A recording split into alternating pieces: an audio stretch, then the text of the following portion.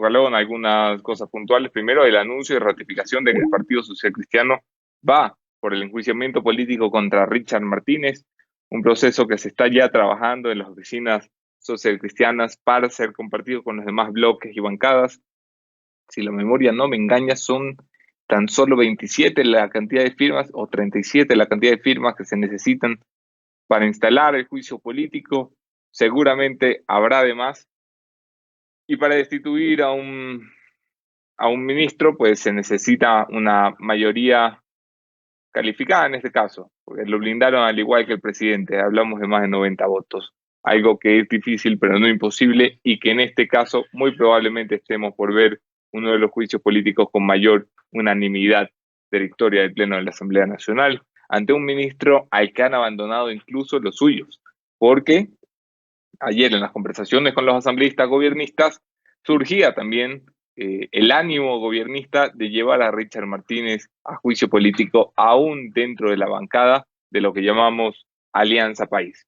Hacemos conexión de forma inmediata con la empresaria Mónica Heller. Como les he dicho, esta es una semana dedicada a darle voz a los empresarios del país, a intentar comprender desde su perspectiva por dónde está la salida y por dónde no, y a intentar llegar a un consenso por lo menos conceptual de cuál debe ser la postura del Ecuador para salvar la mayor cantidad de empleos posible. Los informes internacionales hablan de una pérdida de empleo de casi 500.000 plazas de trabajo en los próximos meses. Ya se han perdido 100.000 en los últimos 2. Así que duro nos toca en el Ecuador. Mónica Heller, te tenemos ya en pantalla. Muy buenos días, bienvenida. Anderson, qué gusto, buen día.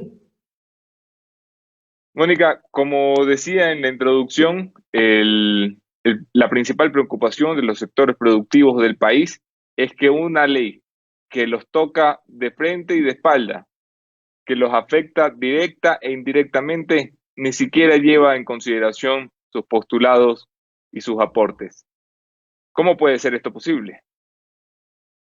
Mira, hay que entender la realidad. Efectivamente, es muy difícil, porque por un lado usted tiene un déficit fiscal importante, con una perspectiva económica muy complicada, una baja de precio del petróleo, un alto a la actividad económica, lo cual a su vez hace que no se generen impuestos. Es decir, el panorama es difícil y cuando uno está en esa situación, supongo yo, busca resolver de cualquier manera. La pregunta es cuál es la manera correcta para resolver el problema. Es decir, no es correcto, no es justo, no es equilibrado imponer todo el tiempo, porque además les recuerdo que no es la primera vez que hay un impuesto extraordinario a los empresarios. Cada vez que hay un problema en el país, la fórmula, la solución, el remedio se ha vuelto impuesto Pasar el único, sombrero. que ya no es único, porque ya llevamos varios ejercicios de esto, donde el empresario tiene que subsanar el problema del déficit fiscal. Y creo que hay que aprender otras fórmulas. Creo que en esta ocasión los empresarios están al borde del abismo. Creo que han sido tremendamente afectados. Y este no es un momento donde pueden volver a colaborar, y así hay que entenderlo. El gobierno asegura que lo que necesita es la solidaridad de los ecuatorianos, que lo que está pidiendo es un aporte para las empresas a las que le fue bien. ¿Cómo le explica usted a los que están lejos del mundo empresarial que lo que les falta no es solidaridad y que lo que quieren sostener son empleos? El primer concepto que hay que entender es el de liquidez. Aun si a una empresa le fue bien en el pasado, porque nuevamente hay que entender que este es un impuesto retroactivo sobre el cual ya se tributó y sobre el cual ya se pagaron utilidades a los empleados, es decir, es un sobreimpuesto sobre una actividad anterior que no fue planificada en el flujo de caja actual. Para poner en contexto, cuando usted tiene una operación exitosa y ha generado utilidades, tiene un impuesto a la renta que ha pagado, tiene un impuesto o una contribución que se llaman utilidades al personal, a los colaboradores, y después tiene una utilidad final del ejercicio. Esa utilidad no siempre está en efectivo. Esa utilidad puede ser que haya quedado en cuentas por cobrar, puede ser que haya quedado en inventario. Es decir, primero hay que entender la naturaleza de lo que es la utilidad. Lo- Y el los siguiente impuestos se nivel, cobran sobre lo facturado, no sobre lo que está en cuenta. así es. Y el siguiente tema relevante sobre la utilidad es lo que le quedó en liquidez, ¿está todavía en caja o usted ya se lo gastó? Es decir, entendamos, por ejemplo, lo que ha pasado en los últimos 6 meses en el Ecuador.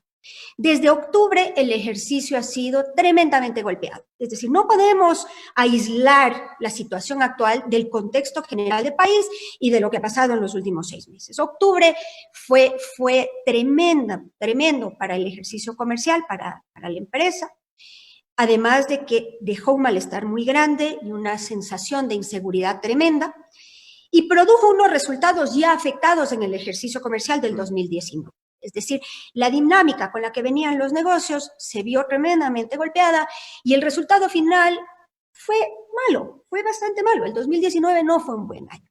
Pero partiendo de la premisa de que las empresas hubieran tenido liquidez aún después de este ejercicio, ¿qué ha pasado? Usted tiene marzo trabajado a medio gas, abril y mayo con cero o prácticamente cero facturación. No nos olvidemos que el 70% de la actividad productiva del país está parada. Eso quiere decir que los empresarios tuvieron que pagar impuesto de renta en abril, utilidades a los empleados. Todo tipo de impuestos regulares, adicionalmente a una nómina de marzo, abril y mayo, con el colchón o los ahorros que tenía la empresa. Entonces, si entendemos el concepto de liquidez, quiere decir que lo que había en el banco ya se acabó. Más allá del concepto filosófico de lo que es la utilidad, o si le fue bien o si le fue mal, este es un tema de liquidez. Y en este momento, pedirle al empresario, que además al empresario exitoso, en marzo se le acaba de cobrar el impuesto extraordinario por lo acontecido en octubre. Es decir, el Claro. empresario se ha vuelto el Paganini.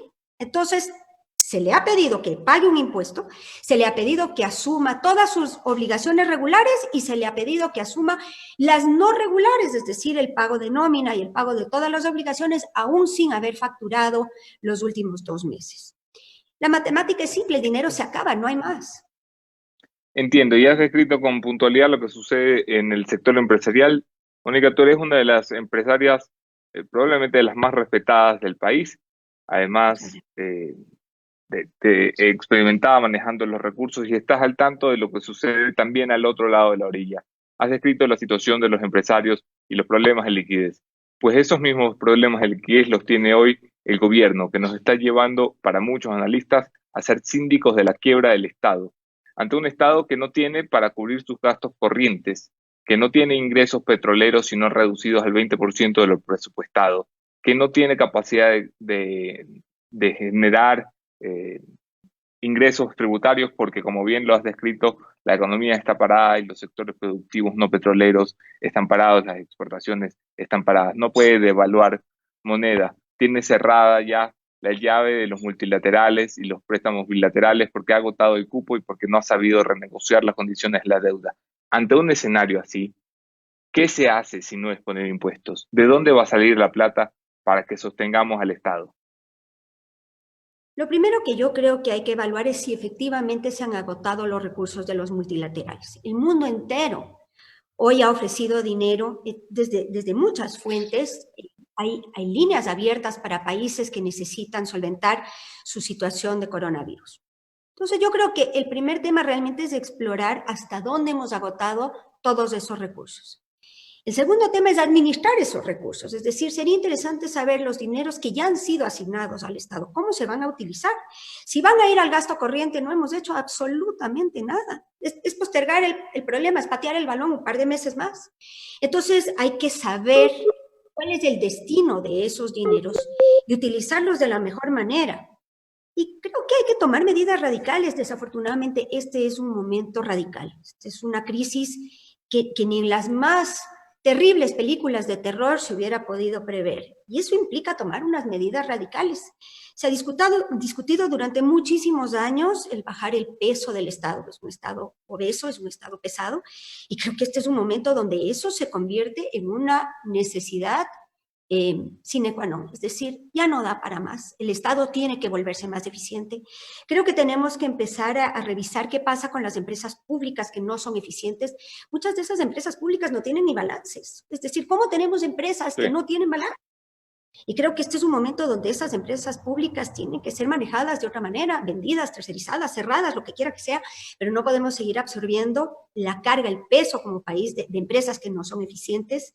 Creo que hay que reducir el gasto corriente en todos los niveles. Por supuesto que esta es una discusión difícil, porque siempre discutimos el tema de que no se puede reducir salud, no se puede reducir educación, no se puede reducir seguridad, pero en alguna parte hay que recortar, es decir, el dinero es limitado y se acaba. Entonces, hay que sacrificar, ¿no? No estoy insinuando con eso que sea ni una decisión fácil, ni una decisión agradable, ni que sería la decisión de preferencia en otras condiciones del país, pero esta es nuestra realidad, esta es la situación en la que estamos y los recursos son los que tenemos, es decir, no podemos fabricar una realidad diferente o paralela.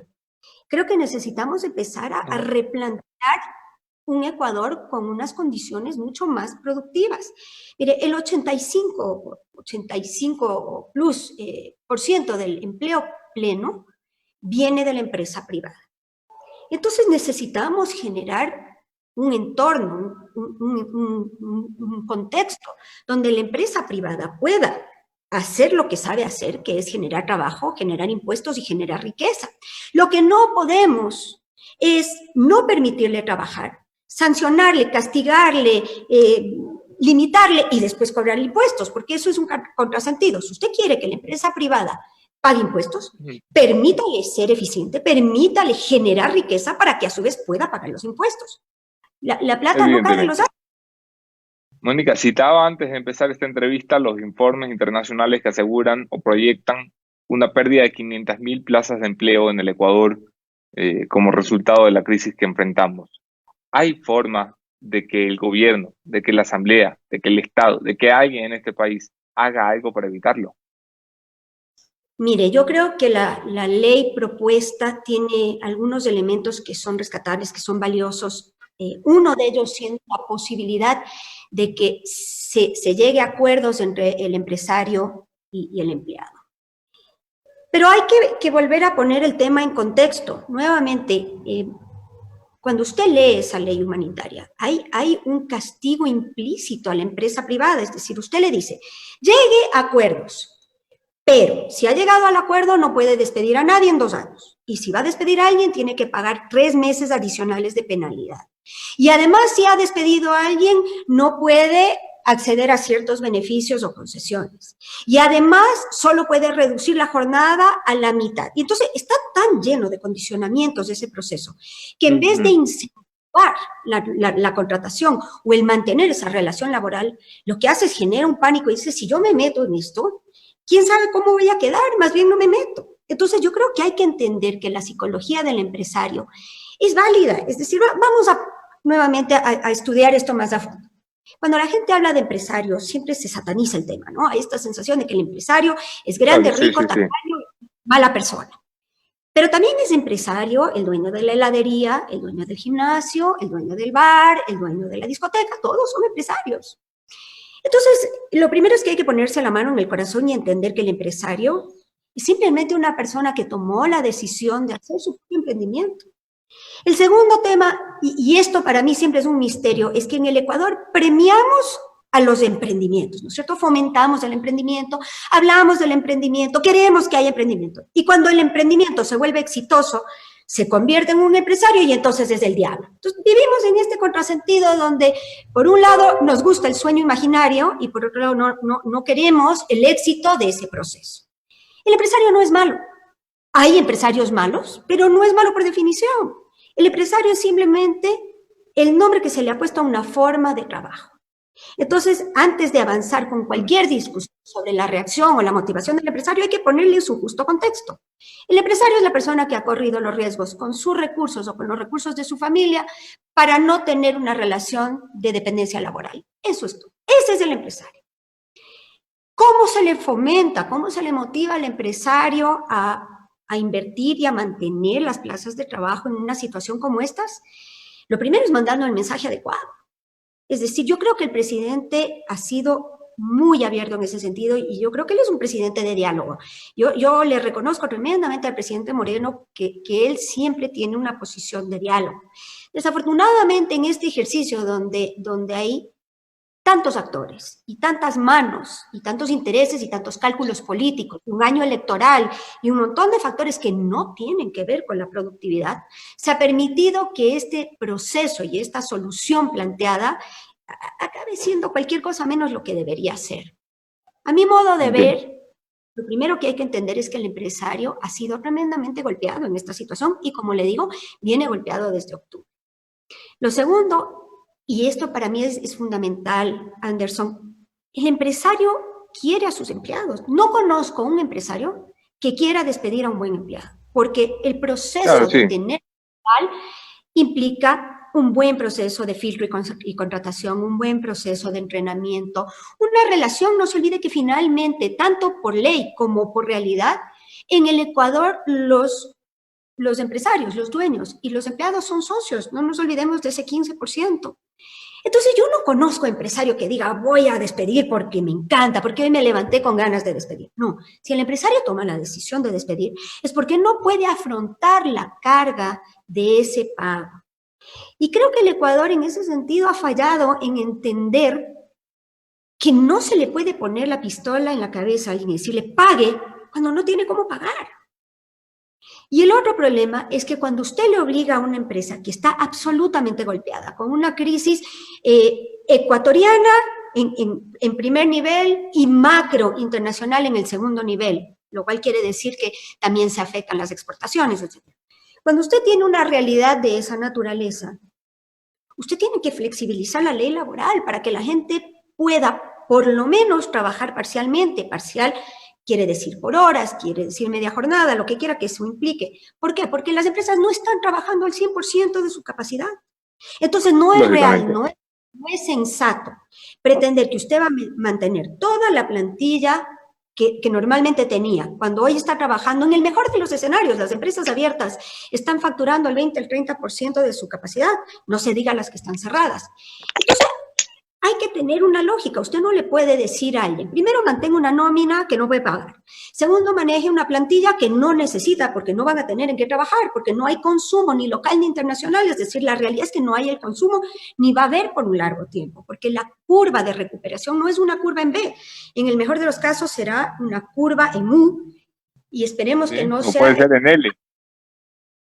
Entonces yo creo que lo que hay que entender es que este es el momento para la inteligencia, no para la fuerza. Necesitamos dar... Mónica, yo entiendo todo lo que nos ha expuesto. El problema con el Estado que gasta más de lo que tiene, que es básicamente el gran problema del déficit público. El problema del sector privado que no puede producir más porque no le permiten condiciones amigables para mejorar su capacidad de producción. Pero estos son problemas de los que venimos hablando 13 años, 14 años. ¿Cuándo vamos a verlos resueltos? ¿Usted ve ánimo en la clase política ecuatoriana de ponerse a resolver los problemas de fondo y dejar de andar perdiendo el tiempo en las superficies? Como le dije, creo que la coyuntura es pésima. Creo que nos ha tocado el peor momento económico con un año electoral. Y esa es una fórmula peligrosísima. Porque desafortunadamente el grupo político que es necesario y cumple su función, es decir, uno no puede no tener una clase política en un país porque cumplen su función y hacen su parte. Pero desafortunadamente los cálculos políticos y los intereses políticos no pueden prevalecer en una situación de crisis como la que estamos viviendo. Creo que la coyuntura es nefasta. En cualquier otra situación, de alguna manera, los pesos se equilibran y las fuerzas, de alguna manera, logran un equilibrio. Pero en esta ocasión no.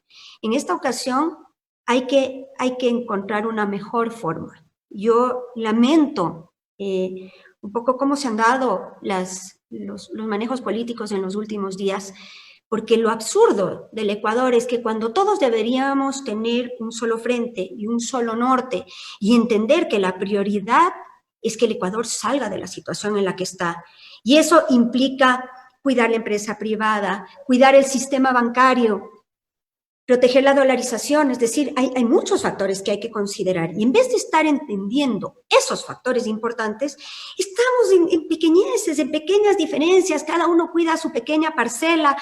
Es una locura y desafortunadamente el país lo pagará. Mónica Heller, te agradezco muchísimo por el tiempo, para atendernos, por tus comentarios y tus explicaciones. Te dejo un minuto de oro para la audiencia, un comentario final por si quieres utilizarlo y te envío un fuerte abrazo. Muchísimas gracias. Mire, yo creo que este es un momento de verdaderamente dejar los intereses a un lado. Creo que el país necesita más, necesita mejor. Creo que es una vergüenza que en medio de semejante drama, porque el drama humano aquí es terrible, usted bien lo mencionó, 500,000 personas despedidas y eso será apenas el principio. Un país con muy poco norte en este momento, sin un plan de acción definido, sin unas políticas que realmente generen estabilidad y confianza.